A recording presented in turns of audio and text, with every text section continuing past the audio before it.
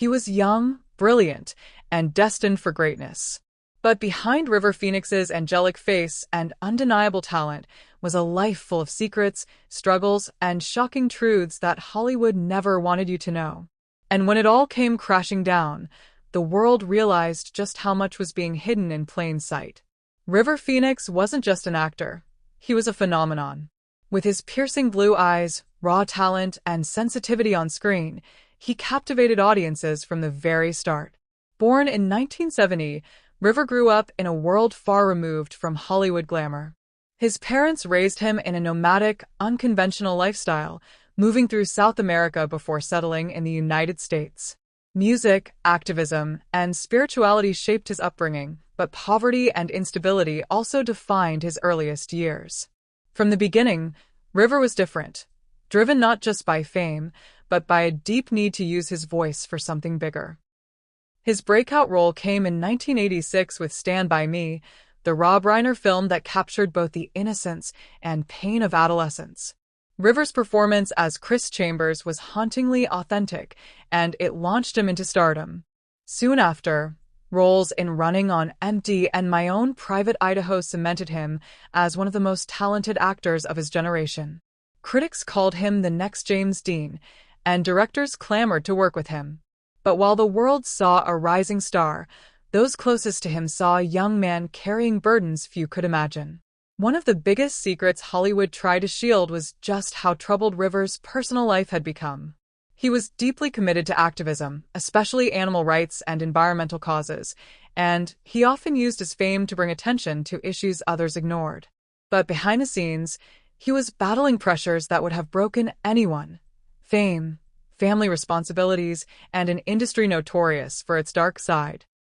Friends and insiders later admitted that River had begun experimenting with drugs far earlier than most people realized. Yet, because of his clean, almost saint-like public image, few suspected the extent of his struggles. Hollywood also didn't want audiences to know the darker truths about child actors in the industry at the time. River, like many young stars, was thrust into adult situations long before he was ready. The pressure to perform, the lack of stability, and the constant scrutiny weighed heavily on him. He once admitted that acting was never his dream, it was his family's survival plan.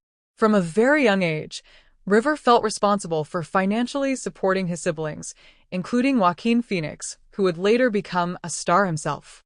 Then came the night that changed everything.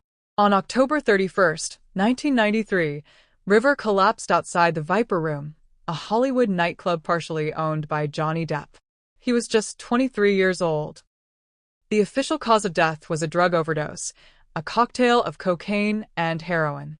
The news shocked the world, not only because of his age, but because it shattered the carefully maintained image of River as a pure, untouchable artist. Hollywood scrambled to protect reputations, to downplay the darker realities of the industry, and to preserve the myth of River Phoenix as a tragic angel rather than a victim of its pressures. What they didn't want you to know is that River Phoenix's story wasn't just about one night. It was about an industry that often chews up young talent and discards them. He was overworked, underprotected, and burdened with expectations far beyond his years.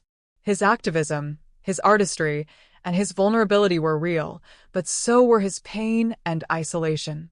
Today, River Phoenix is remembered not only for the brilliance he showed on screen, but for the heartbreaking reminder of what can happen when talent collides with the unforgiving machinery of Hollywood. His story is both inspiring and cautionary, a legacy that continues to haunt and inspire fans decades later. In the end, the truth about River Phoenix is this: he was more than a star. He was a symbol of what Hollywood promises and what it often takes away. And what they didn't want you to know is that his story was never just about tragedy. It was about a young man who burned too brightly for a world that wasn't ready to protect him.